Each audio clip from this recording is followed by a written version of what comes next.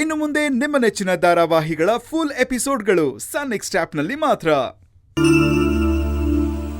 ನೋಡಿ, ಈ ವಿಷಯವಾಗಿ ಯಾರು ನನ್ನ ಹತ್ರ ಮಾತಾಡಬೇಡಿ. ನನಗಿಷ್ಟ ಆಗಲ್ಲ, ಪ್ಲೀಸ್. ಗುಲಾಬಿ ಅವ ಗುಲಾಬಿ ಗುಲಾಬಿ ಒಳ್ಳೇದಕ್ಕೆ ಹೇಳಿದ್ರೆ ಕೋಪ ಮಾಡ್ಕೊಂಡು ಹೋಗ್ಬಿಟ್ಲಲ್ಲ. ಸಮರ್ಥ್ ಅವ್ರೆ, ಇವಾಗ ನೀವೇ ಅವ್ರಿಗೆ ಏನಾದ್ರೂ ಹೇಳಿ ಸಮಾಧಾನ ಮಾಡಿ. ಸಮರ್ಥ್, ಅವನೇನ್ ಹೇಳೋದು? ಅವಳೇ ಬೇಡ ಅಂತ ಹೇಳಿ ಹೋಗಿದ್ದಾಳಲ್ವಾ, ಅದನ್ನ ಅರ್ಥ ಮಾಡ್ಕೊಳಕ್ ಆಗಲ್ವಾ ನಿಮ್ಗೆ? ನೋಡಿ, ನಾನ್ ಒಪ್ಕೊಳ್ಳೋರ್ಗು ನೀವು ಯಾವ ಶಾಸ್ತ್ರನೂ ಮಾಡೋ ಹಾಗಿಲ್ಲ.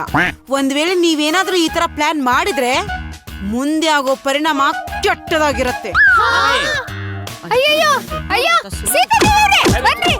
ಅಯ್ಯೋ, ಪರಿಣಾಮ ಏನಾದ್ರೂ ಆಗ್ಲಿ, ಮೊದ್ಲು ತಿಂಡಿ ತಿನ್ನೋಣ. ಬಡ್ಸಿ ಗೌಡ್ರೆ. ತಗೊಳ್ಳಿ, ಬನ್ನಿ ಬನ್ನಿ ಬನ್ನಿ ಬನ್ನಿ. ಸಾಕು ಸಾಕು ಸಾಕು. ಅಯ್ಯೋ, ಮನೇಲಿ ಮಾಡಿರೋ ತಿಂಡಿನೂ ಚಿತ್ರಾನ್ನನೇ, ಇವ್ರು ತಂದಿರೋ ತಿಂಡಿನೂ ಲೆಮನ್ ರೈಸು. ರೇಖಾ ಮೇಡಮ್ ಅವರೇ, ಈ ಲೆಮನ್ ರೈಸ್ಗೂ ಚಿತ್ರಾನ್ನಕ್ಕೂ ಏನ್ ವ್ಯತ್ಯಾಸ?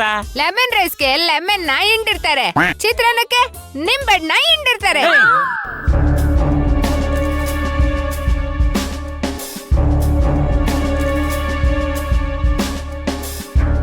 ಗುಲಾಬಿ, ಯಾಕಾಗ ಎದ್ ಬಂದೆ? ಎಲ್ರು ಎಷ್ಟು ಬೇಜಾರ್ ಮಾಡ್ಕೊಂಡ್ರು ಗೊತ್ತಾ? ಮತ್ತಿನ್ನೇನ್ ಸಮರ್ಥ್, ಅವರ ರೀತಿ ಮಾತಾಡಿದ್ರೆ ನನಗ್ ಬೇಜಾರಾಗಲ್ವಾ? ಅಲ್ಲ, ಮದ್ವೆ ಆಗಿದ ತಕ್ಷಣ ಶಾಸ್ತ್ರಗಳು ಮಾಡ್ಬೇಕು ಅಂತ ಯಾವ ಕಾನೂನಿದೆ ಹೇಳಿ? ಗುಲಾಬಿ, ಅದು ಅವ್ರ ತಪ್ಪಲ್ಲ, ನಮ್ ತಪ್ಪು. ನಾವಿಬ್ರು ಮದ್ವೆ ಆಗಿದ್ದೀವಿ ಅಂತ ಅನ್ಕೊಂಡು ಅವ್ರು ಹಾಗೆ ನಡ್ಕೊಂಡಿದಾರೆ ಅಷ್ಟೇ. ಗುಲಾಬಿ, ನಿನಗೆ ಎಲ್ಲ ಗೊತ್ತಿದ್ದು ನೀನೇ ಹೇಗೆ ನಡ್ಕೊಂಡ್ರೆ ಹೇಗೆ ಹೇಳು? ಹೌದು, ನಾನೇ ಮಾಡ್ಕೊಂಡಿದ್ ತಪ್ಪು. ಇಷ್ಟು ದಿವಸ ಹೇಗೋ ನನಗ್ ಮದ್ವೆ ಆಗಿದೆ, ಗಂಡ ಇದ್ದಾನೆ ಅಂತ ಸುಳ್ಳು ಹೇಳ್ಕೊಂಡಿದ್ದೆ. ಯಾರು ಏನು ಕೇಳ್ತಿರ್ಲಿಲ್ಲ. ಆದ್ರೆ ಈಗ ಆ ನಿಜನ ಹೇಳಿ ಇನ್ನೊಂದ್ ಸುಳ್ಳಿಗೆ ಸಿಕ್ಕಾಕೊಂಡಿದೀನಿ. ಈಗ್ಲೂ ಏನಾಗಿಲ್ಲ ಗುಲಾಬಿ, ಅವ್ರ ಮುಂದೆ ನಾ ಮದ್ವೆ ಆಗಿದೆ ಅನ್ನೋ ತರ ನಡ್ಕೊಂಡ್ರೆ ಆಯ್ತು. ಅವ್ರು ಹೇಳಿದಕ್ಕೆಲ್ಲ ನಾವು ಹೂ ಅಂತಿದ್ರೆ ಯಾರಿಗೂ ಬೇಜಾರಾಗಲ್ಲ. ಆತರ ಎಲ್ಲದಕ್ಕೂ ಹೂ ಅಂತ ಹೇಳೋದಕ್ಕಾಗಲ್ಲ ಸಮರ್ಥ್.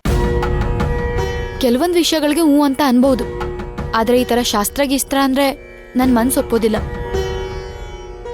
ಸರಿ, ಹಾಗಿದ್ರೆ ನಾವೊಂದ್ ಕೆಲ್ಸ ಮಾಡೋಣ. ನಾವಿಬ್ರು ಮದ್ವೆ ಆಗಿಲ್ಲ, ಇಷ್ಟು ದಿನ ನಾಟಕ ಮಾಡ್ತಾ ಇದೀರಿ ಅಂತ ನಿಜ ಹೇಳ್ಬಿಡಣ. ಅಂದ್ರೆ ಇವರಿಬ್ರು ಮದುವೆನೇ ಆಗಿಲ್ವಾ? ನಮ್ಮ ಹತ್ರ ಸುಮ್ನೆ ನಾಟಕ ಮಾಡ್ತಿದಾರಾ? ಇದನ್ನ ಸುಮ್ನೆ ಬಿಡಬಾರ್ದು. ಹಾಗೆಲ್ಲ ಹೇಳೋದಕ್ಕಾಗಲ್ಲ ಸಮರ್ಥ್. ಒಂದ್ ಸುಳ್ಳು ಮುಚ್ಚಾಕೋದಕ್ಕೆ ಇನ್ನೊಂದ್ ಸುಳ್ಳು ಹೇಳ್ತಿದಾರೆ ಅಂತ ಅನ್ಕೋತಾರೆ.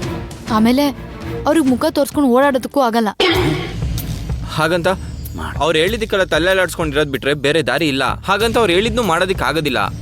ಯಾಕಂದ್ರೆ ನಮ್ ಬೆನ್ನಿಂದೆ ಅಮ್ಮ ಇದ್ದಾರೆ.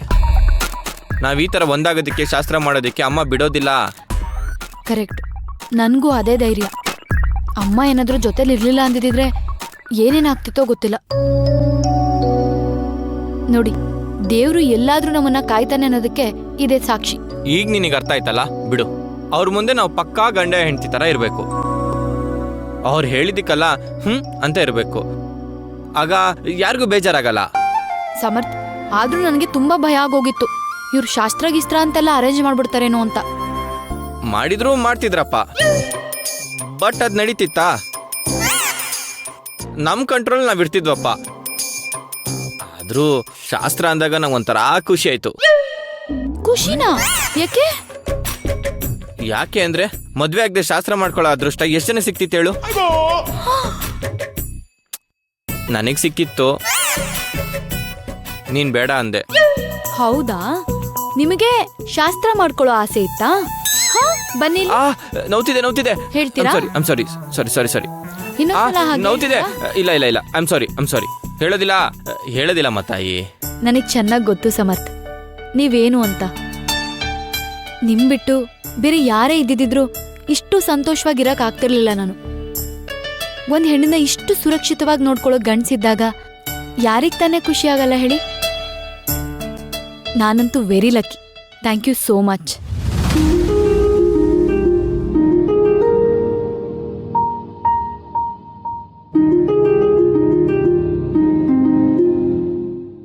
ಆಯ್ತು, ಹೋಯ್ತು. ಆಯ್ತು.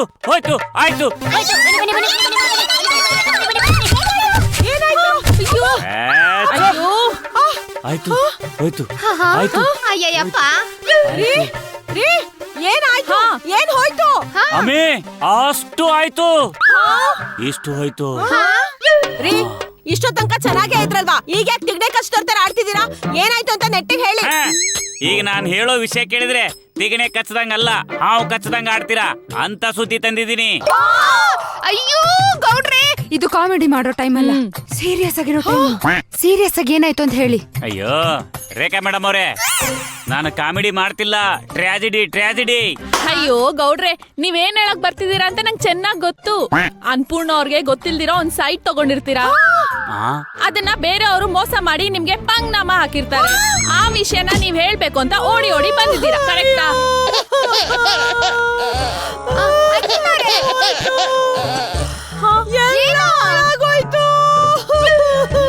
ಕಷ್ಟಪಟ್ಟು ದುಡ್ದಿದ್ದೆಲ್ಲ ಹೋಯ್ತು, ಕೈಗ್ ಬಂದಿದ್ದು ಬಾಯಿಗೆ ಬರ್ಲಿಲ್ಲ. ನನಗೆ ಹೇಳ್ದೆ ಯಾಕಿಂತ ಕೆಲಸ ಮಾಡಿದ್ರಿ, ಯಾಕಿಂತ ಕೆಲಸ ಮಾಡ್ಕೊಂಡ್ ಬಂದ್ರಿ? ಆ ದುಡ್ಡು ನನಗಾದ್ರು ಕೊಟ್ಟಿದ್ರೆ ಚೀಟಿ ಆದ್ರೂ ಹಾಕ್ತಿದ್ನಲ್ಲ. ಅನ್ಪೂರ್ಣವ್ರೆ, ಅವರು ನೋಡೋದಕ್ಕೆ ಗದ್ದೆಲಿರೋ ಪೈಟ್ ತರ ಇದಾರೆ. ಗದ್ದೆ ನೋಡ್ದಂಗ್ ಹೊಡೆದ್ರೆ ಅಪ್ಪಚ್ಚಿ ಆಗ್ಬಿಡ್ತಾರೆ. ಮಾಡಿರೋ ಕೆಲ್ಸಕ್ಕೆ ಅಪ್ಪಚ್ಚಿ ಮಾಡ್ದೆ ಹಪ್ಳ ಸಂಖ್ಯೆ ಮಾಡಿ ತಿನ್ನಿಸ್ಲಾ?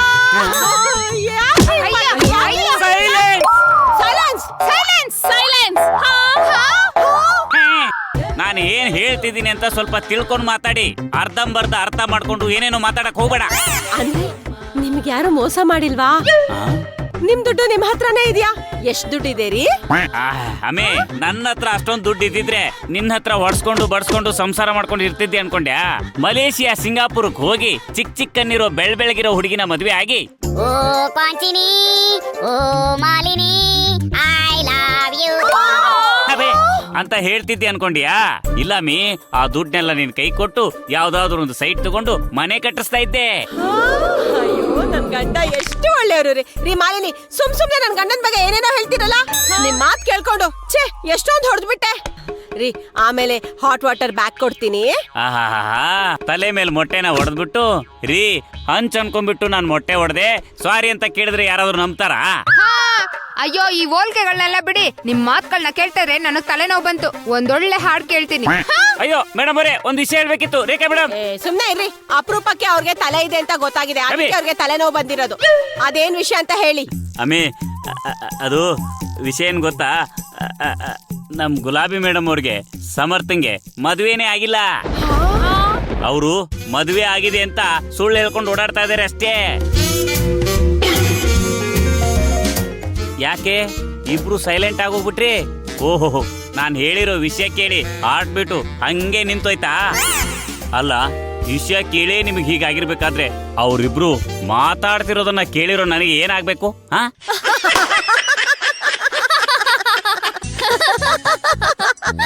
ಅಲ್ಲ ನೀವಿಬ್ರು ಯಾಕೆ ನಗ್ತಿದ್ದೀರಾ? ಗೌಡ್ರೆ, ನಿಮಗ್ ಜೋಕ್ ಮಾಡೋದಕ್ಕೂ ಬರೋದಿಲ್ವಾ?